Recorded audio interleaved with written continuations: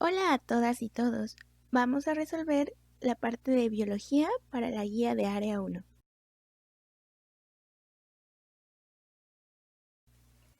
Pregunta 1. Un postulado de la teoría celular afirma que, antes de elegir cuál es la respuesta correcta, vamos a hablar un poco sobre los postulados. El primer postulado dice que todos los seres vivientes estamos compuestos por células. El segundo dice que las funciones vitales de los organismos tienen lugar dentro de las células.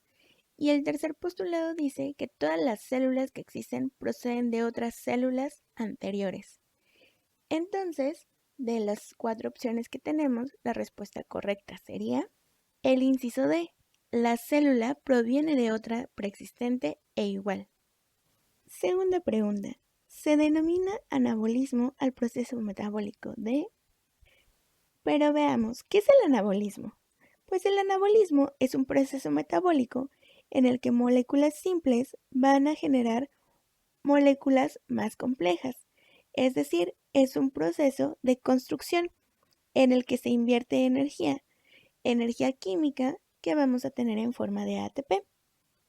Por otro lado, el catabolismo es un proceso de degradación en el que vamos a generar energía, ya que moléculas complejas van a romper sus enlaces y van a formar moléculas simples.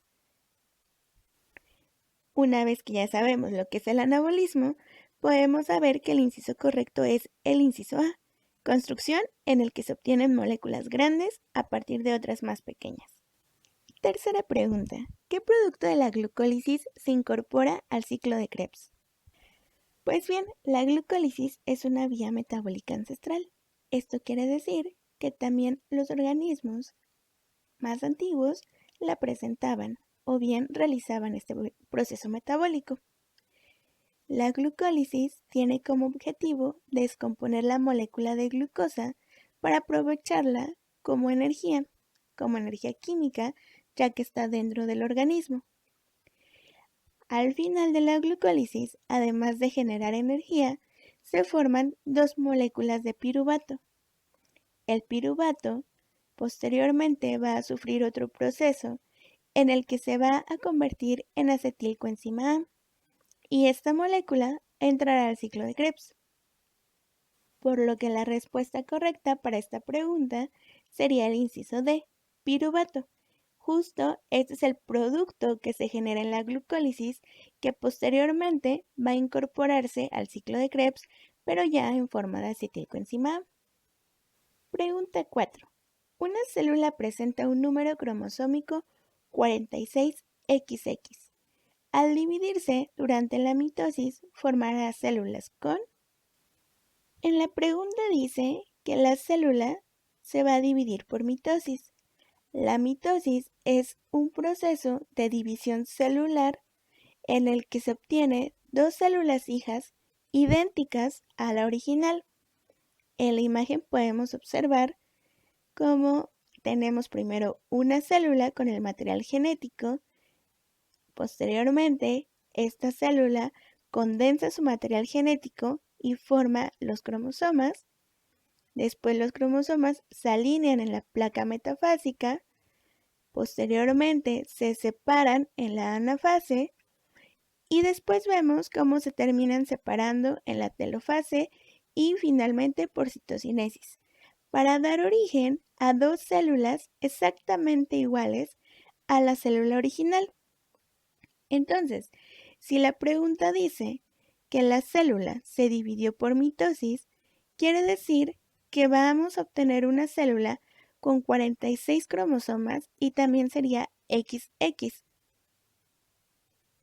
Por lo que el inciso correcto para esta pregunta sería el inciso C. Pregunta 5. La mayor parte de las mutaciones son inocuas o neutras y son esenciales para la... Las mutaciones son un cambio en la secuencia de DNA. ¿Cómo puede ocurrir esto? Pues bien, cuando una célula se divide, tiene que replicar su DNA. Este proceso lo lleva a cabo una enzima llamada polimerasa. Si ocurre un error cuando se está replicando o copiando el DNA, este cambio sería llamado mutación. Entonces, estas mutaciones pueden provocar distintas cosas. En su mayoría, solo generan variabilidad en las poblaciones. En la imagen que se presenta de los escarabajos, podemos observar una coloración distinta. Esta coloración distinta puede ser causada por una mutación que se dio en algún momento, lo que hace que haya una variabilidad en la población e incluso puede hacer que las poblaciones se vayan separando hasta formar nuevas especies. Entonces, las mutaciones son esenciales para generar variabilidad y para la evolución. Es por eso que el inciso correcto para esta pregunta sería el inciso C. Pregunta 6. Es el conjunto de técnicas que hace posible el aislamiento, estudio, modificación y transferencia de genes de un organismo a otro. Analicemos cada inciso. La terapia génica es un proceso en el que se modifica el material genético de ciertas células o se marca con la intención de mejorar la salud de algún organismo o de contrarrestar una enfermedad. La ingeniería genética es la modificación genética de algún individuo en el que se mezcla o se agrega información genética de un organismo diferente con la finalidad de obtener una mejora. La recombinación genética es un proceso que ocurre en los cromosomas homólogos, en el que estos intercambian información, pero se da de forma natural. Y bien, el proyecto Genoma Humano es un proyecto en el que se secuenció toda la información genética del humano. Ahora que conocemos esto, podemos saber que el inciso correcto es el B, ingeniería genética. Pregunta 7. La es el resultado de la selección natural y de la recombinación genética. La recombinación genética ocurre en los cromosomas homólogos. Los cromosomas homólogos son cromosomas que contienen la misma información genética, pero tienen un origen diferente. Uno viene de la madre y uno del padre. Entonces, su información se puede intercambiar en algún momento de la meiosis, cuando se encuentran muy cercanos. La selección natural, por otro lado, es este proceso en el que una característica que beneficia al individuo va a continuar o va a heredarse a sus descendientes. Esta característica le va a brindar un beneficio al individuo que va a poder reproducirse, heredarla y entonces que se mantenga.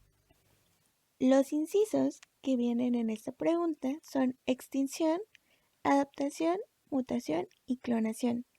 Si bien decimos que la recombinación genética que va a intercambiar ciertas características y la selección natural va a permitir que estas características se mantengan a lo largo de las generaciones, entonces vamos a decir que el inciso correcto es la adaptación, porque es un individuo adaptándose a su medio por las características que su genética le brinda.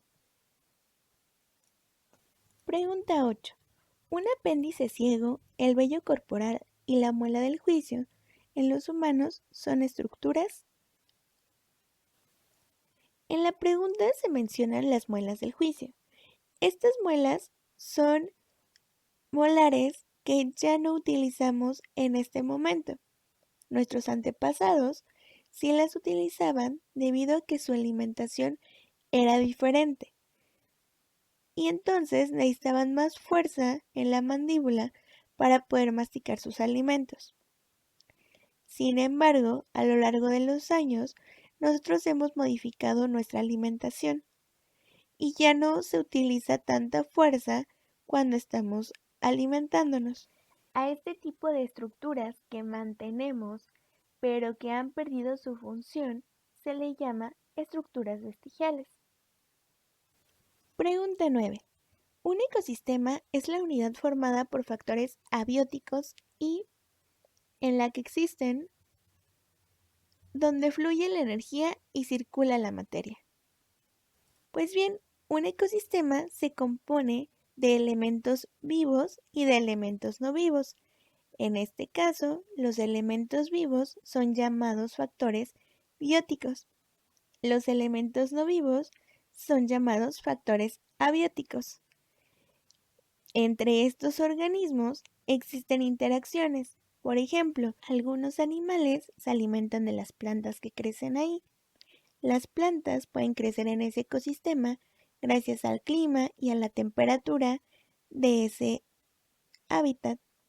Entonces, esto hace que circule la energía en todo el ecosistema. Cuando unos organismos se alimentan de otros y otros pueden tomar la energía, por ejemplo, luminosa, para crecer de forma adecuada. Por esto, la respuesta correcta para esta pregunta sería el inciso D, bióticos e interacciones. Pregunta 10. Se denominan tecnologías a aquellas que, gracias a los avances en el campo de la biotecnología, dañan lo menos posible el medio ambiente. Por ejemplo, en la biotecnología se ha generado el biodiesel. Este es un combustible líquido que se obtiene a partir de lípidos naturales, como aceites vegetales o grasas animales. A este tipo de tecnología se le llama tecnología limpia. Y esta sería un proceso, un producto o un servicio que va a reducir los impactos ambientales negativos a través de mejoras en la eficiencia energética.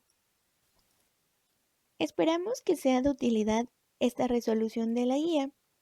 Para más información de nuestro curso, les dejamos nuestras redes sociales en la descripción y los números de contacto.